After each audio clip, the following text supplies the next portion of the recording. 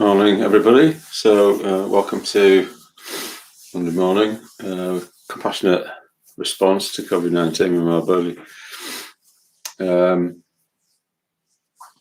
So today I'm going to carry on with simply doing a kind of run on philosophy. So today I'm going to cover one of my favourite philosophers, Heidegger, who's kind of father of like existentialism.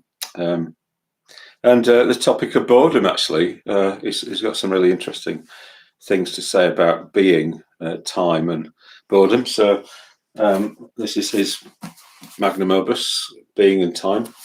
I'm going to look at that later on. But before that, we're going to do a bit of body work and then some meditation. So just doing this with your shoulders.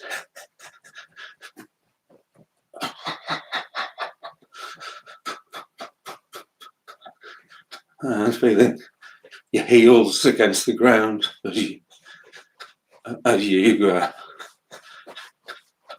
do this with your shoulders.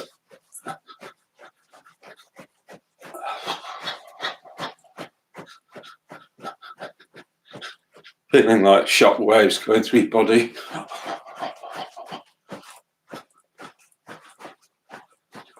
And just not holding on, just letting all that happen.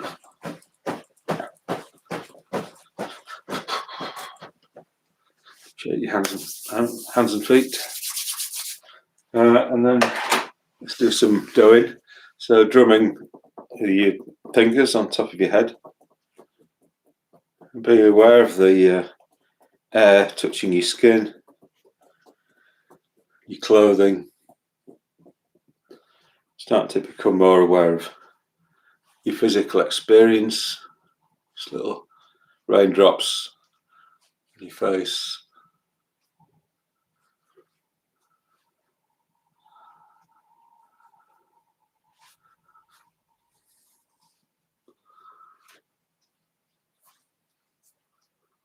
It's amazing what some just quite simple things can do for you.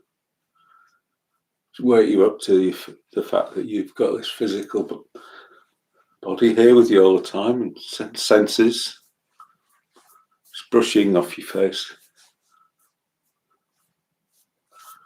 off your neck, off the back of your neck.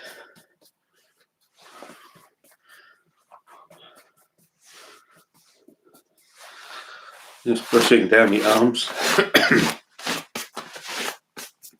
Sometimes it's the sort of subtle suggestion that's the most powerful thing. So here I'm not really doing very much, but actually, energetically, it's like it does feel like something is happening. I do this.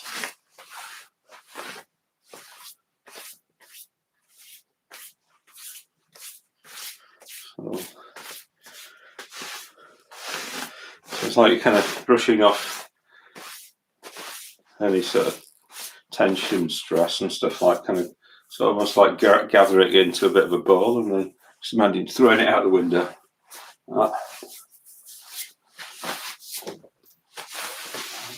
Pull it off the end of your hand, out the window, with both sides.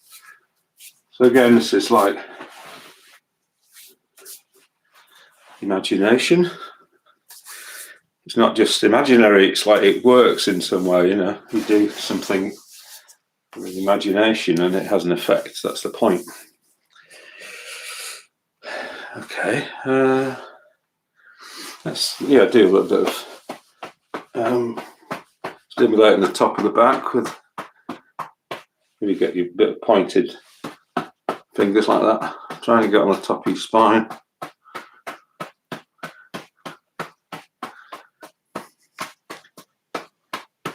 So the more we can wake our body up, the more we'll be able to not have to bother about looking after it. When we're meditating, it'll be looking after itself. It'll feel energetic and relaxed, and it'll be giving us a positive experience rather than us kind of just worrying about being comfortable enough and all that sort of thing, which is what can happen quite often if we just sit down without any form of body work before meditation. We just end up worrying about our body through the whole meditation. Okay, shake your hands out, feet. And then the other side, like that.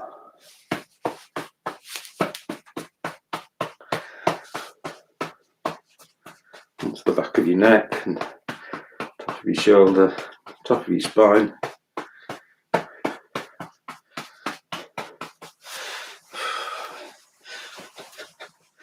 And then down the outside of your arm, onto the back of your hand. Make it a little bit painful if you want to. But whatever works to bring your body alive.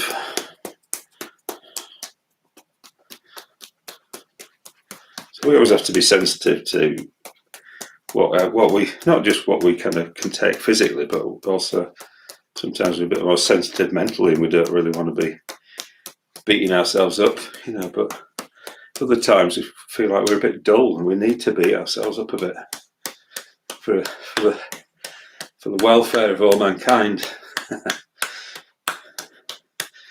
Because otherwise we're just dull all day. That doesn't really help anybody.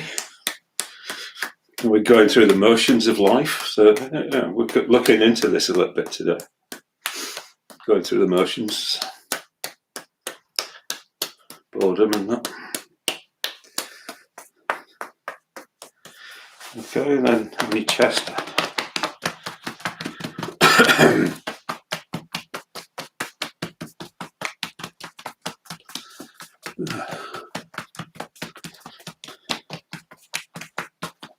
Around your collarbone.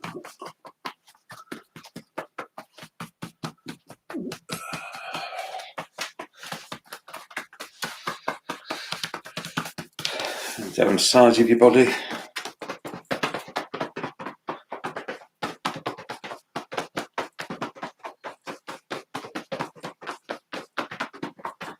And just circling with your hands on your stomach, clockwise.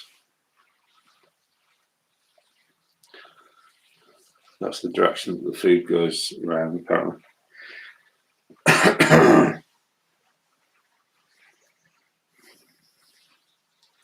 I'm just enjoying the feeling of comfort and reassurance that you're giving to your stomach.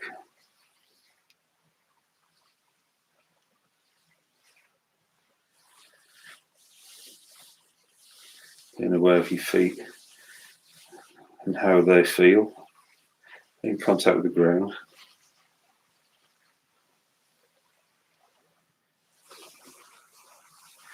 So sort of coming down to earth, landing into the physical world. And then just lightly drumming on your kidneys at the back.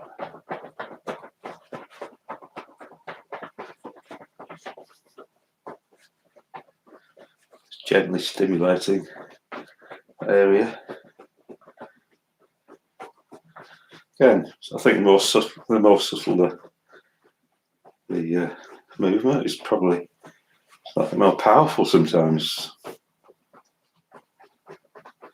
Saying hello, wake up. And then on your buttocks, a bit heavier.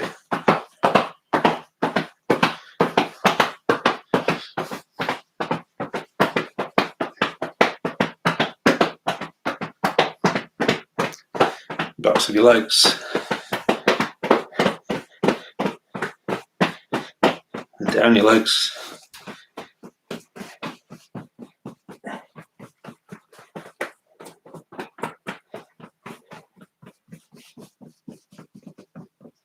Onto your feet if you can get there.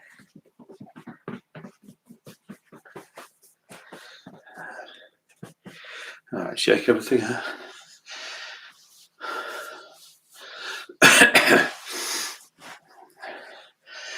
All right, so that's the doin, which is from a Japanese tradition, same tradition as shiatsu and acupuncture and all that, those things. So I think once we've done the doin, it's quite good to do some qigong. So qigong, again, it's the same system, but it's like more kind of working on the flow of our energy through the body. So it's quite good to have a kind of vitality, but also kind of sense of connectivity, different aspects of the body. So just put your hands on your stomach, just below your belly button, and just wait for your breath to calm down.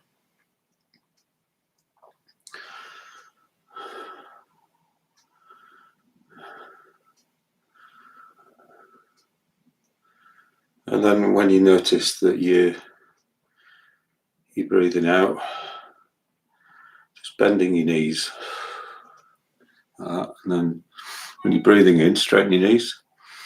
So you're taking your whole torso down in one piece, down on the out breath, and then coming up on the in breath, down on the out breath, and up on the in breath.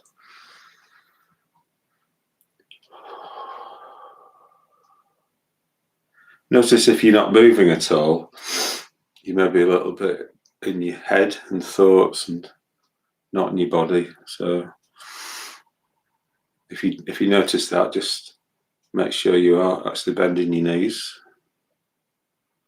And there's nothing highly technical about this, just roughly doing this.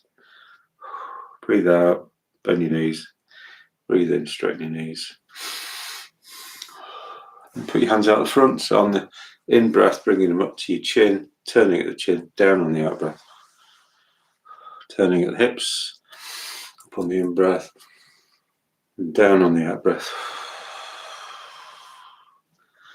Turning the hips again, up on the in breath, down on the out breath.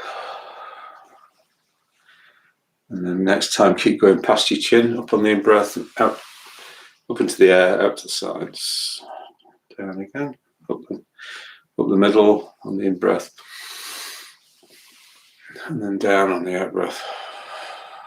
One last time.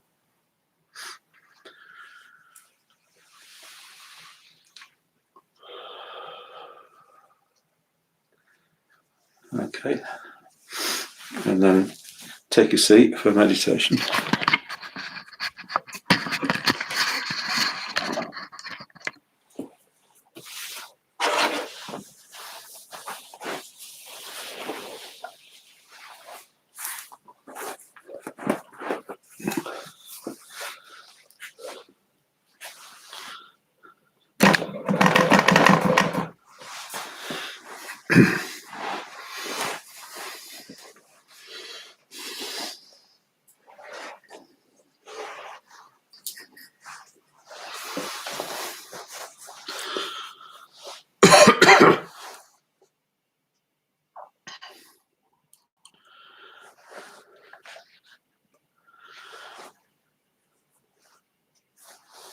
So just now getting used to this new position.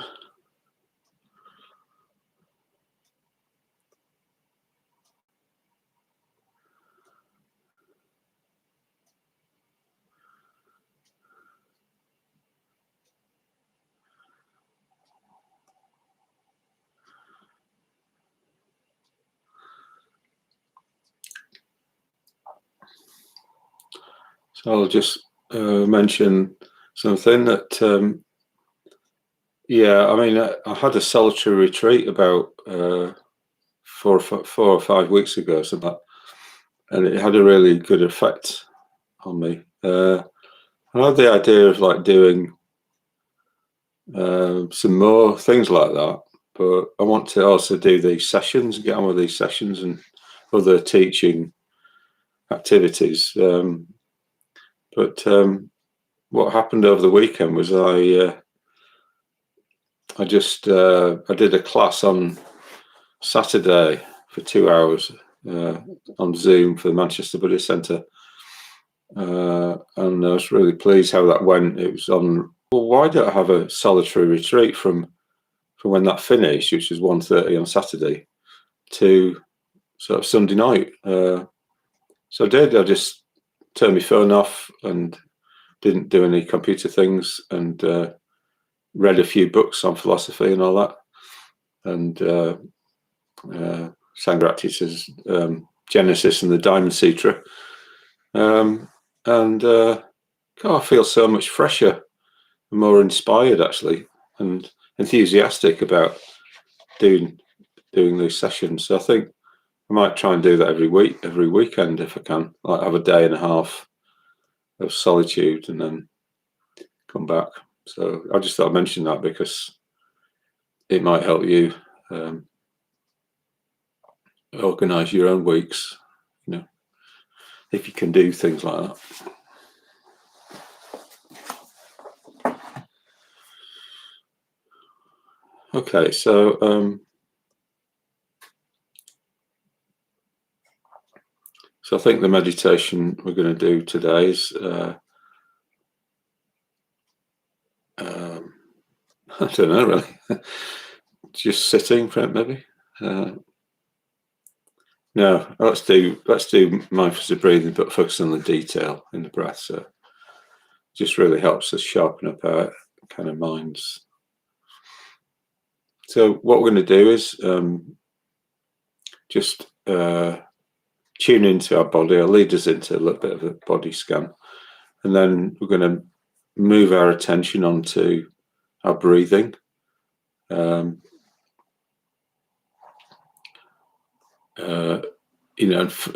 But not just vaguely being aware of the breath. We're going to try and be specifically aware of like what detail we know we're experiencing in each moment.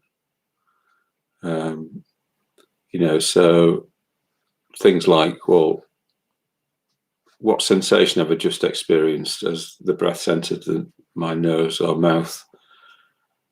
What sensations I'm experiencing as my shoulders go up and down or my belly rises and falls? Can I say what's actually happening in each moment? So if we can be as continuously aware as possible of the detail in the breath, then we can really say that we are being aware, of our actual experience.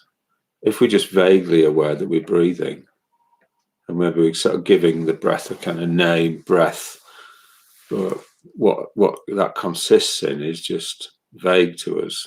And we're probably we aren't being aware, we're just being aware of ideas. So this is really important in terms of today's topic, which is Heidegger and boredom, and time, how we deal with time. So trying to make the most out of our time, acting as if it's precious and important and our life, and just trying to enjoy it, and try to get as much out of it as we can in a conscious sort of way.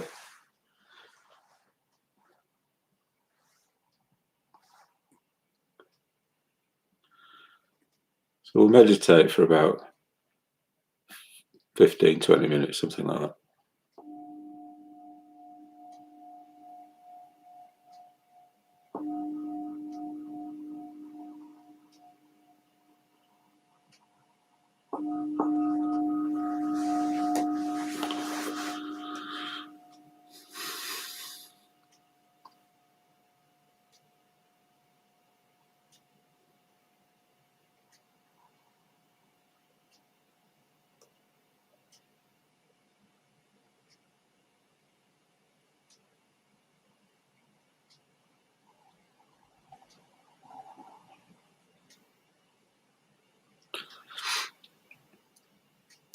So tuning into the energetic nature of our body.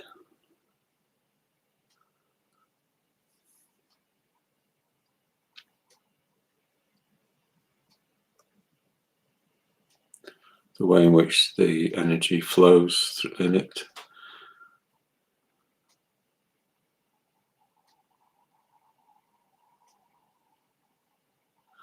And tuning into whatever was helpful in that body work. Is there anything we can kind of continue through, into the sitting, into our sitting posture that was helpful there?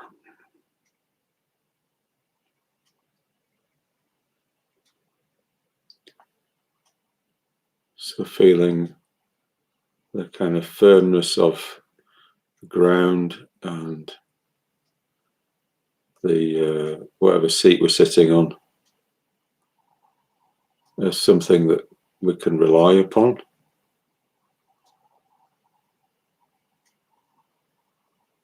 So when we're trying to relax, one of the conditions is that we need to be able to rely upon something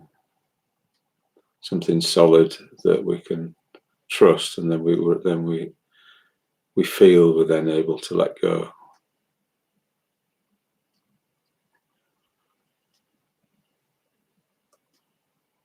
So just allowing our body to just sit there. It knows how to sit down. Doesn't need any help from our mind to hold it up.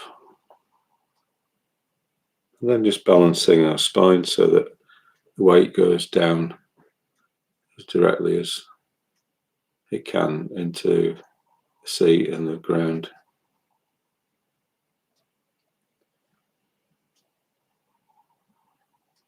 And including in our meditation how we're feeling at the moment, acknowledging that.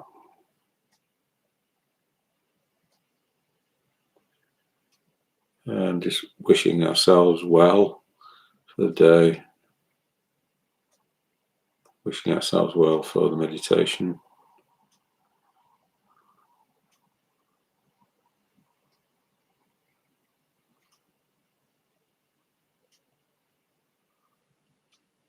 Softening in the scalp and across the forehead, in the muscles of the face,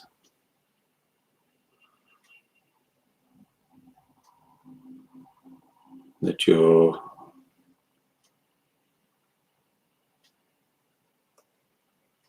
the neck, and across the shoulders, down the arms, and the hands.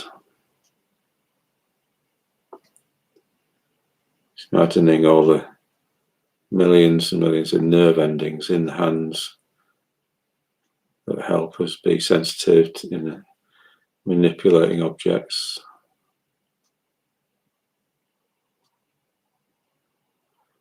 All the nerve endings in the face help us be sensitive in expressing ourselves.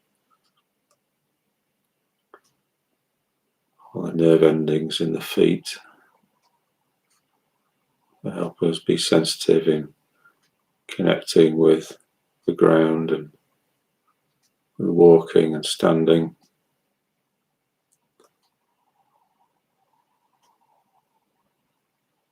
Just imagining all of those nerve endings becoming quiet, because we don't need to be doing anything at the moment.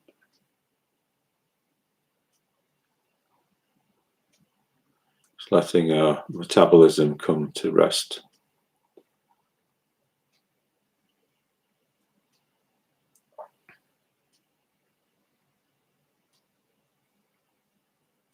At least as much as it can.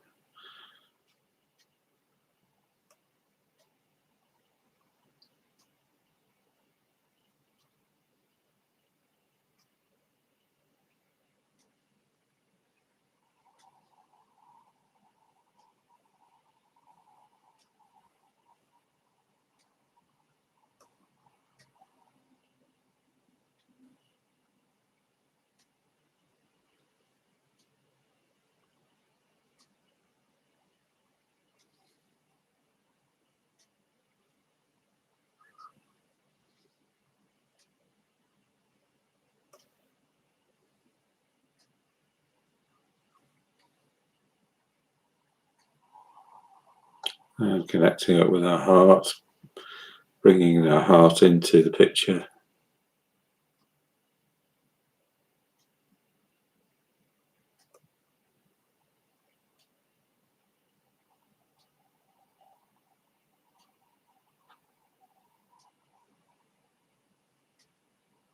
Trying through the meditation to let ourselves be warmer and passionate about our lives, about our activities,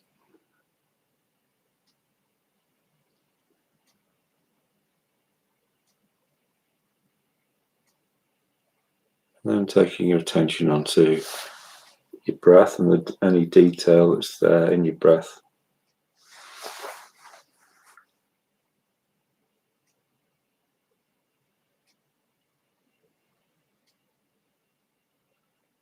What can you say is happening in the next moment, and the next moment, and this moment, and the one after?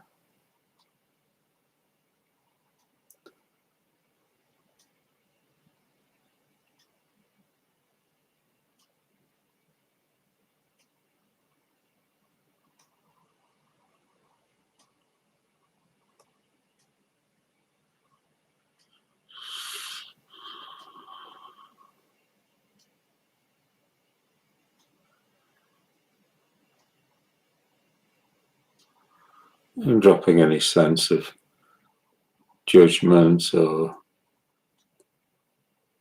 theorizing about what you're doing.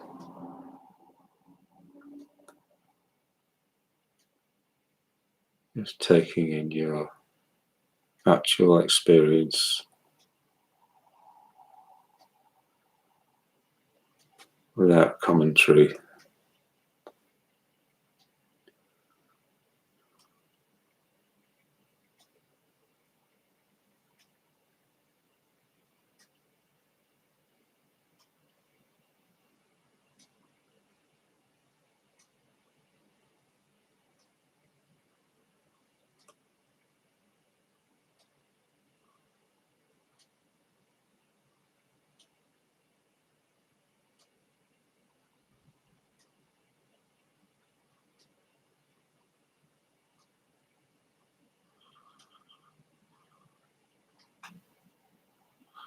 Except for knowing whether you're present to the detail in the breath.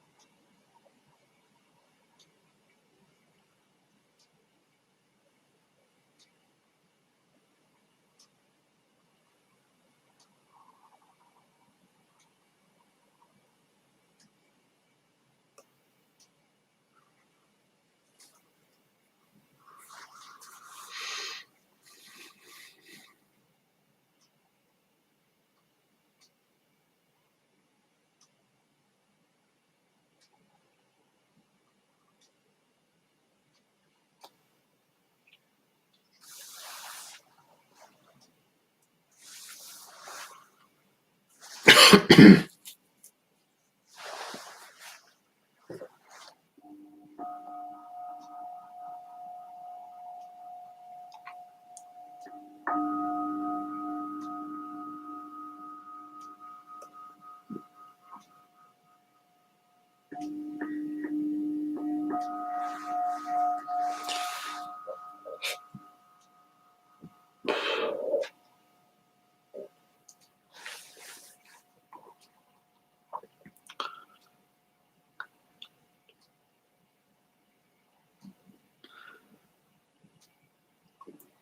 your own time, just bring your meditation to a close.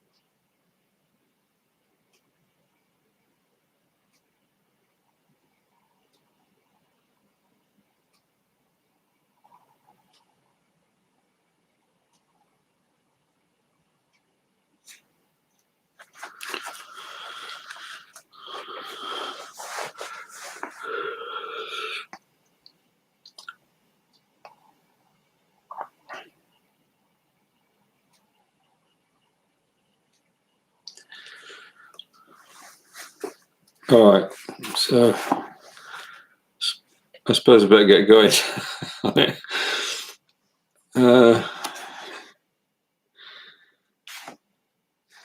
All right, so I've got reading out of this book, Roger Scruton's Modern Philosophy, and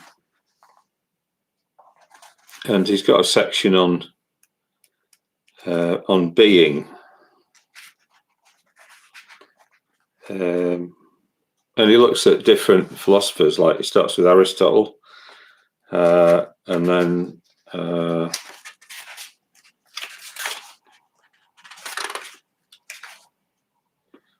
Hegel, and then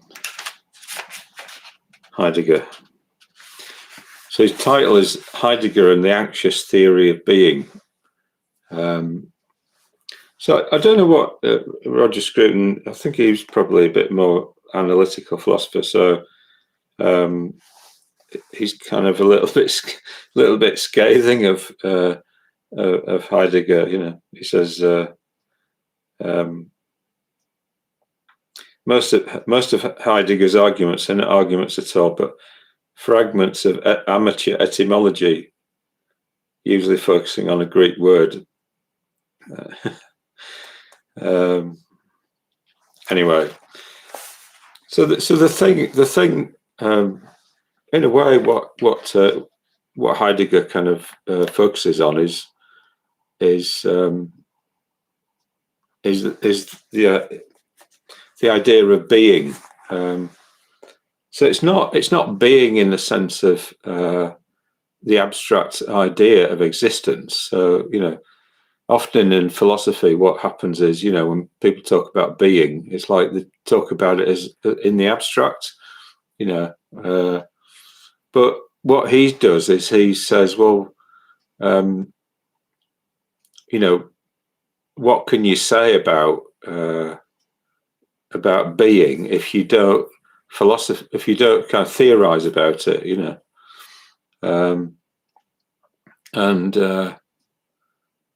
You know, he says that he claims in his book Being and Time that we've largely forgotten about being, and everything's become theorized. So metaphysics, with Plato and others, they were starting to kind of just theorize about life. But Heidegger wants us to go back to the pre-Socratic philosophers, and kind of they were just looking at, well, what was it to be alive? What could you say about life if you just didn't theorize about it? So theorizing puts you kind of one remove from things.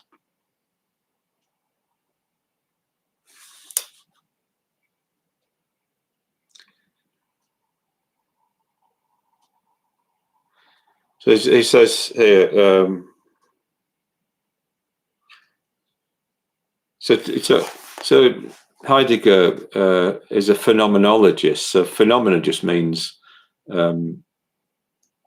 what appearances, what you can experience. So phenomenology is in a way the logos means word. So it's like, what can you say about appearances, about experience itself, if you don't kind of like theorize about it.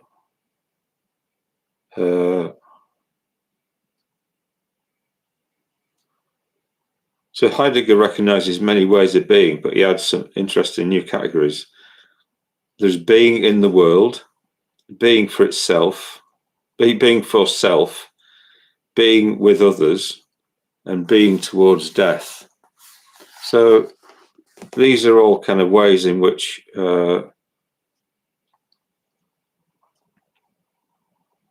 he says, we tend to kind of experience ourselves in relation to ourself, in relation to others, in relation to the world, in relation to death.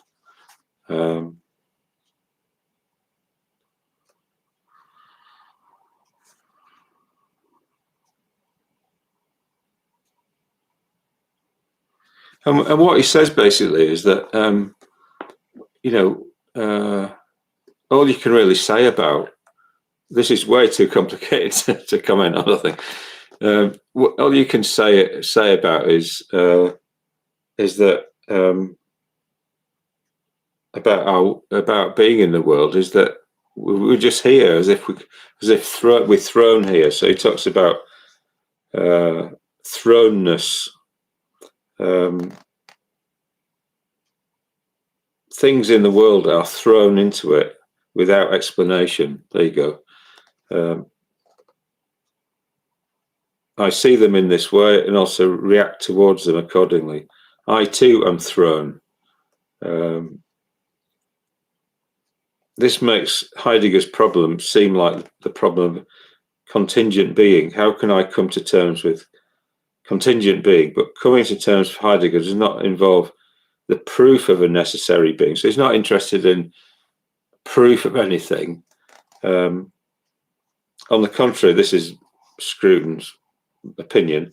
His bleak and godless world is one in which each of us must come to terms with his own contingency without the assurance of any firm point outside of our own predicament. We must find a meaning in contingency itself. Only then will the problem of being be solved for us. This problem and the solution to it are existential. That is, they concern our way of being in the world.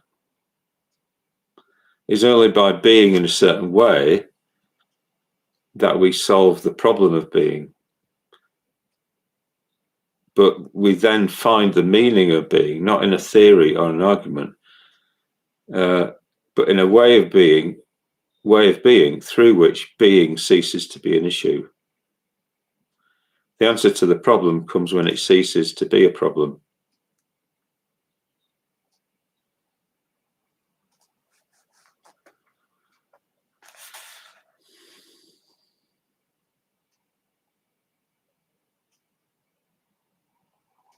The details of Heidegger's account lie beyond the scope of this chapter. In outline, however, he develops the following conception. 1. A pure theory of things. Heidegger adopts from a long tradition of Kantian thought the distinction between person and thing, and he develops a theory of things as ready to hand and to be used.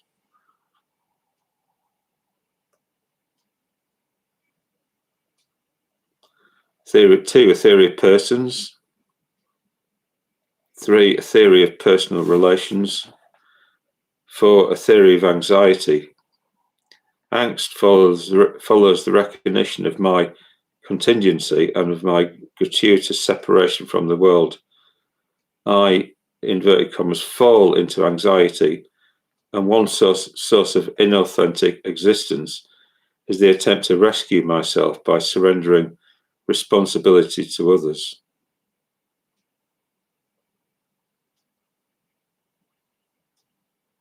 So I think so he's very much focusing on kind of like taking responsibility for our own lives and not in a way like not kind of pretending that that there's a that we're not responsible, that it's other people's fault what happens to us or things like that. So yeah. Then it's the fifth point. He says the true overcoming of anxiety is through the attitude of care, in which I answer for myself and for the world as it appears to me.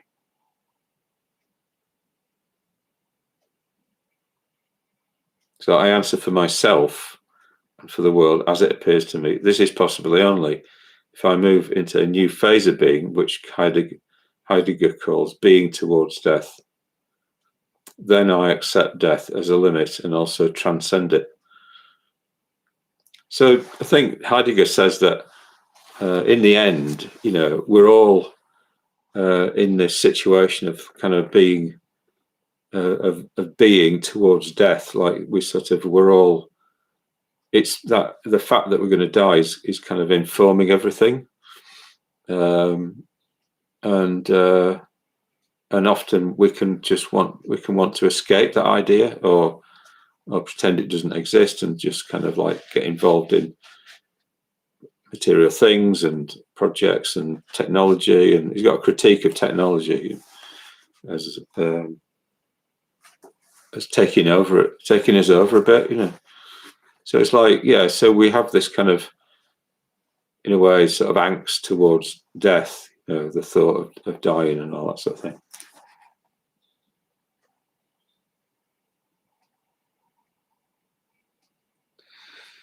So Scruton says, it's not difficult to see in those ideas some of the phenomena of religion as I described it. The sense of loss and solitude outside the community, the refusal of the inauthentic community,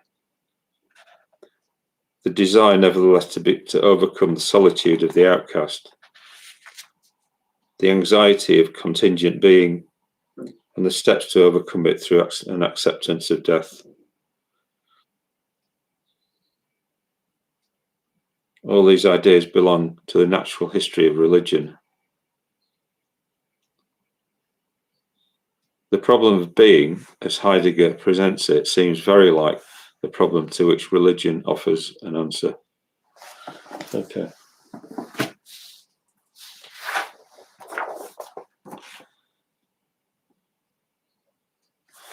So coming on to the idea of boredom.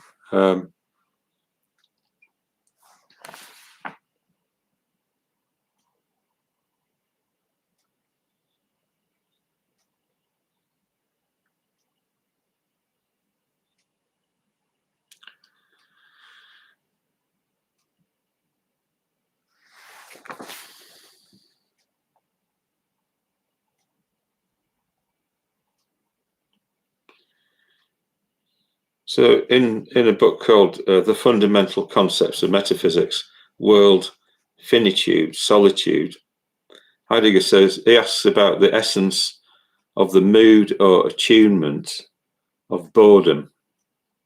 By essence, Heidegger generally understands the way of being that is proper to something, how something is something. Heidegger claims that an attunement, such as joy, bliss, grief, or boredom, is not a mere emotional event or a state. Is not a mere emotional event or a state in the way that a metal is liquid or solid, given that attunements indeed belong to the being of man. Rather, an attunement, like boredom, is a fundamental manner and way of our being, of the distinctively human existence, which Heidegger defines as being there, Dasein, with one another. It is how we find ourselves disposed in such and such a way. Thus, Heidegger is asking, how does boredom unfold as boredom? What is it like for us to be bored?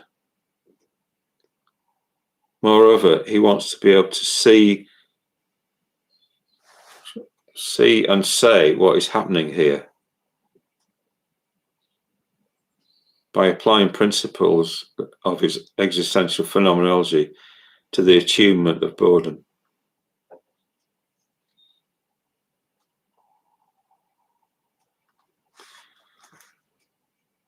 So I actually find this, reading this, it's complicated, it's complex, but it's like what it does is, I think for me, it's like it keeps circling back on itself and saying, it's like saying, keep coming back to your experience, don't go off theorizing about it. Come into relationship with boredom. So that the language itself is doing that, is saying that. The first principle that is operative in Heidegger's approach to boredom is to let this attunement, this mood, be as it is, as this attunement. It is a matter of seeing boredom as it bores us. Heidegger claims that if we are to let boredom be as it is, we must strive to preserve and maintain the immediacy of our everyday existence. Our ordinary tendency is to shake off and drive away boredom, to make it fall asleep. However, if we are to let boredom show itself from and as itself, we must go against this tendency. Heidegger calls this methodological effort awakening. Letting boredom be as it is involves dispelling attitudes and breaking away from traditional theories. Heidegger insists that what is required is the releasement of our free and everyday perspective, free from psychological and other theories of consciousness, of the stream of lived experience and such like. So it's like we're freeing ourselves. We need to free ourselves of theories and psychological and other theories of consciousness. He claims that our concepts of consciousness, subject, I, person, or rational being, as well as our use of these concepts to define human being, must be put into question if we wish to see boredom as it shows itself. The reason is that all those concepts are already infused with theory and divert our attention away from the thing itself. To pose the problem of consciousness as a problem about the subjective character of conscious experience is to presuppose the theoretical constructs of subjectivity, objectivity, and consciousness. So it's like saying, you have this idea of subject, object, consciousness. It all kind of gets in the way of this thing about kind of facing our direct experience. It's a kind of distraction from the question of being, the question of our being. It's not being as an idea, but our experience of being.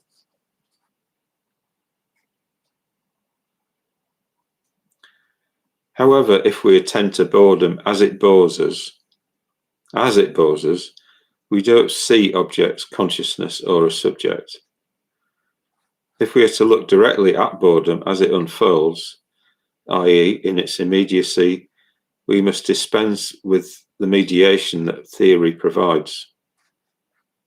While Heidegger acknowledges that we are permeated by such theories, he insists that the awakening of boredom does not want to explain the facts of the matter by rash theories, no matter how current or acknowledged they may be, or how self-evident they seem. Rather, the point is to explain boredom as it unfolds straight away. Theories distort from the outset, preventing our access to the essence of boredom. Releasement will thus free us to uncover and open up this essence.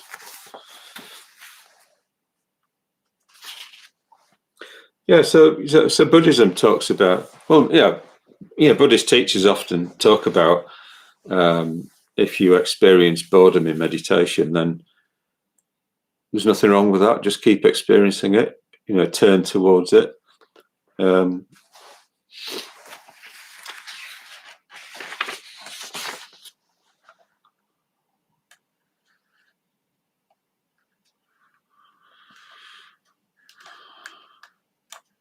So it's quite interesting that Heidegger actually outlines three ways in which we can be bored. So we can be bored by something, so we're bored by a thing, by something.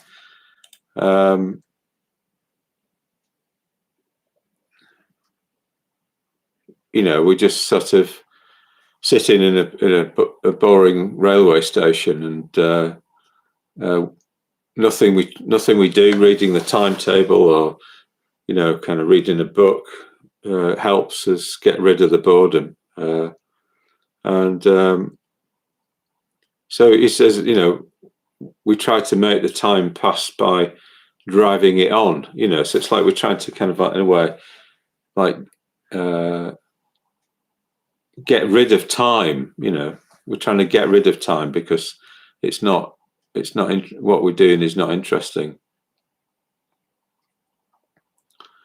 We seek to shorten time to make it pass more quickly. In this passing the time, we're thus in a confrontation with time.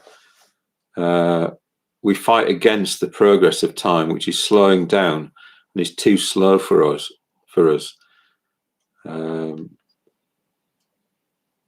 Time drags and thus affects us in a paralyzing way. Thus, becoming bored is a being held in limbo by time as it drags over an interval of time. So this is being bored by something, by our situation. Second sort of type of boredom, he says, is being bored with.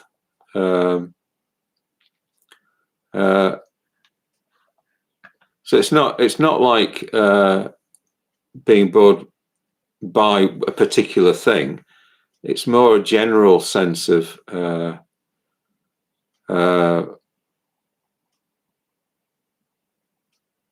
something we're not quite sure what we're bored by, So it's like maybe we, it says maybe we're at a kind of party or something like that, and it's just it's boring, but we're not quite sure why.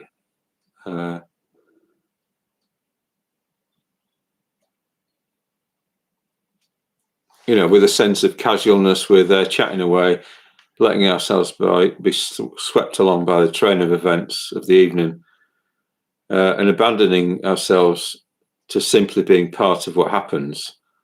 We seek nothing from the evening.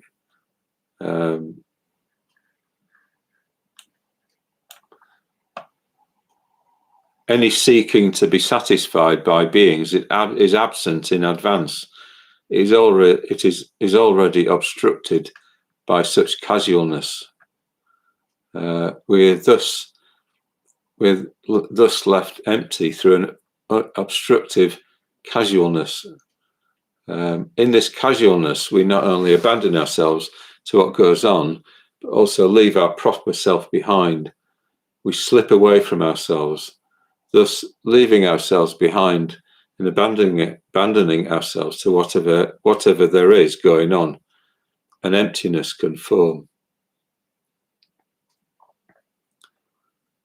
This is why we speak of ourselves as being bored. So, this second type of boredom, he says, is a more profound boredom.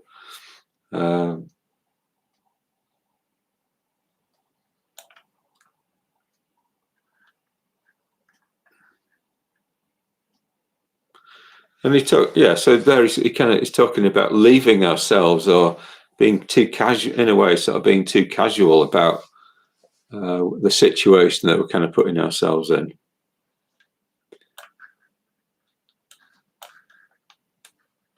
And then the third type of boredom he calls profound boredom. Heidegger proposes that profound boredom discloses itself whenever we say or silently know that it is boring for one. The expression "it is boring for one" is revealing in itself. The indeterminate "it" and the impersonal "for one" point to the fact that we are here becoming an undifferentiated no one, where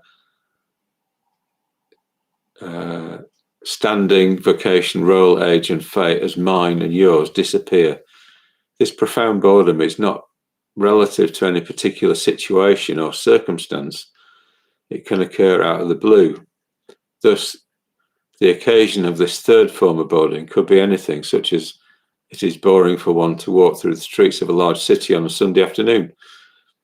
Passing the time is not only powerless against profound boredom, but is no longer permitted by us at all. We do not react or respond to profound boredom by seeking to be occupied or by distracting ourselves, as with the first and second forms of boredom. Rather, we understand its overpowering nature, in which it manifests how things stand concerning us, and compels us to listen to what it makes manifest. This is a boredom that overcomes us in such a way that we can neither struggle against nor evade it by passing the time, for we sense that it tells us something important about ourselves.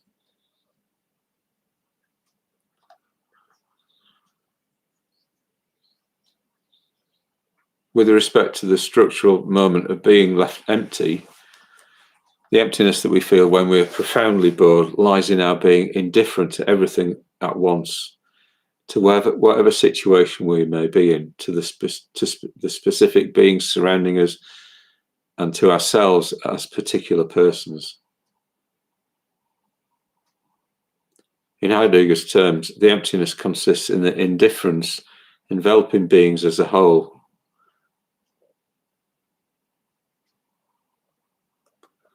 Heidegger emphasizes that profound boredom is not about finding everything boring for me as a particular person, but for one as a particular human existence. When it is boring for one, then everything faces one as indifferent, including oneself as a me with all of my personal features. Nothing appeals to one. One feels that there is nothing one can do to get oneself interested or involved. Everything appears as such, in such a way that it denies one those possibilities and thus leaves one empty.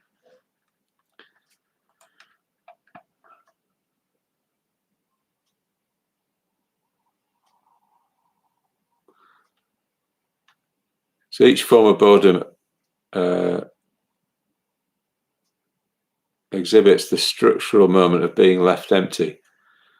In the first form, particular things leave us empty. In the second form, the emptiness comes from ourselves as we leave ourselves behind. In the third form, emptiness consists in the telling refusal of beings as a whole. We are indifferent to everything. From the first to the third form of boredom, the experience of being left empty becomes more profound and pervasive, and we are left increasingly unfulfilled. These characteristics may have implications for researchers, blah, blah, blah, blah. Anyway, yeah, so isn't that interesting? So Heidegger's talking about his main book's called Being and Time. So he talks about the relationship of being, this kind of consciousness that we're here, as if thrown into the world, and then it's often our relation to how our relation to time works. We're trying to get rid of time. When we're bored, we're trying to waste time, or we don't bring ourselves into the situation. We leave ourselves out. We don't kind of take responsibility for ourselves. There's just this kind of exit. Well, I suppose what he's talking about here is like what you call existential angst, and the third form of boredom, where it's like nothing. Life is just seems kind of meaningless, for everybody. No matter who you might think who you might identify with. It's just now. Without a kind of positive framework to this sort of thought. Well, actually, Heidegger does say that the solution is to take responsibility for ourselves and to care for ourselves, in this situation. So it's like taking seriously the on some level, life, there's dukkha.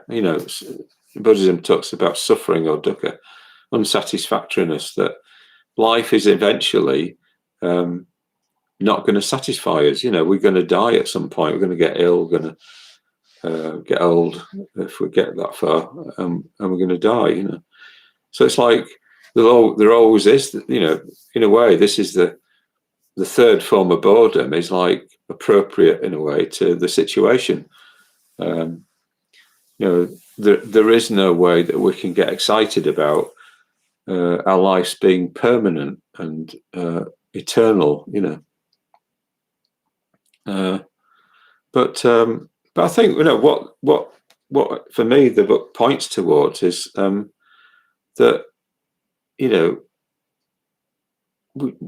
we can take our lives more seriously. We can take the moments that we're experiencing more seriously. So if every time we feel bored, we're trying to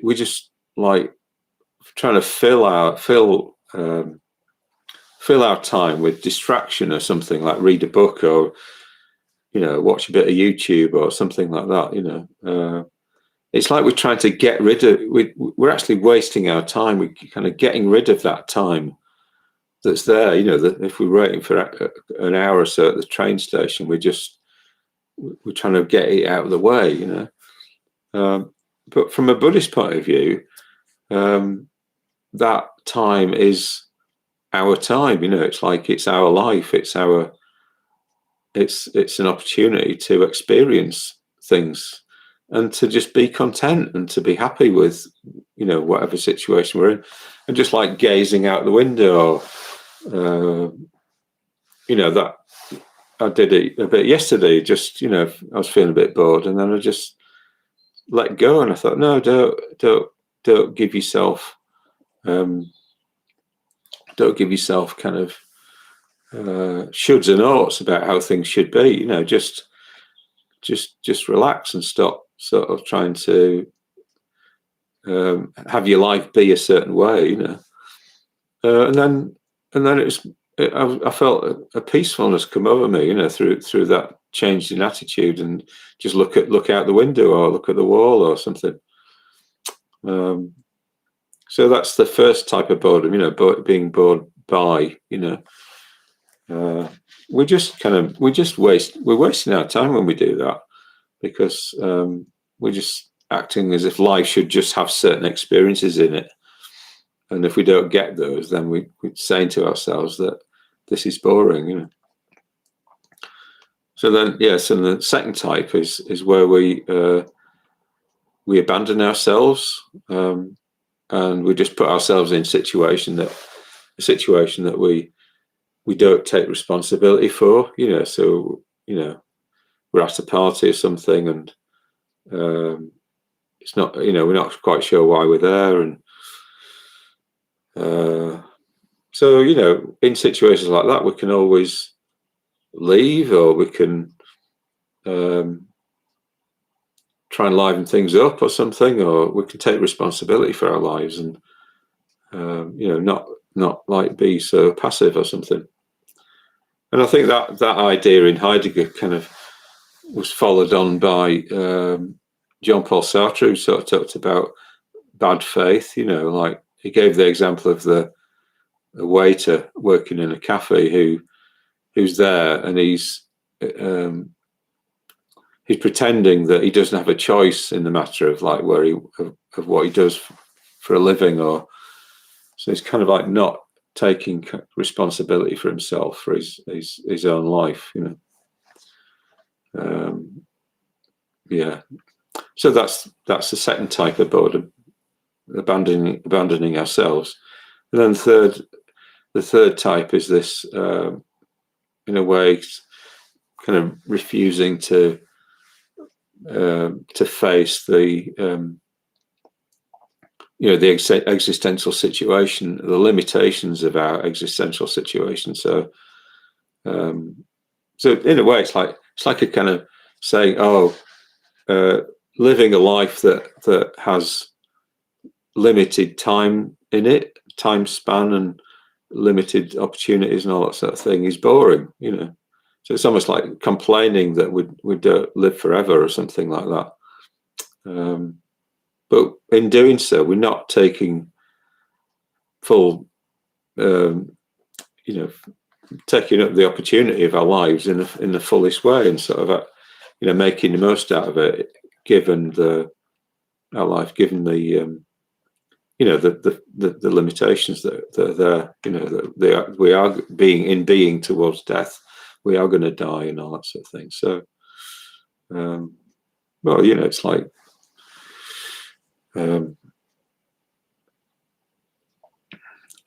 Without kind of being like morbid about it, it's like it is. We can just see it as a truth, and try and create something positive out of it, I suppose.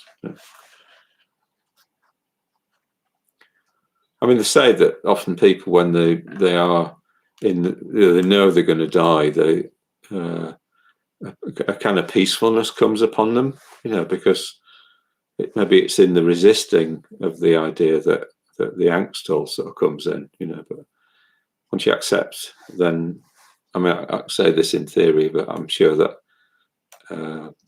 I've no idea how I'll face it in practice, but this is what people do say anyway. So anyway, so I hope this has been helpful. I think generally speaking, I think another thing Heidegger says is that whatever your experience is, if whether it's boredom or anxiety or whatever it is, then a positive way of seeing it is that it's telling you that you're alive. The fact that you're anxious is telling you you're alive. The fact that you're bored is telling you you're alive, and then you take that as a clue, as a cue to then sort of do something about it. Great.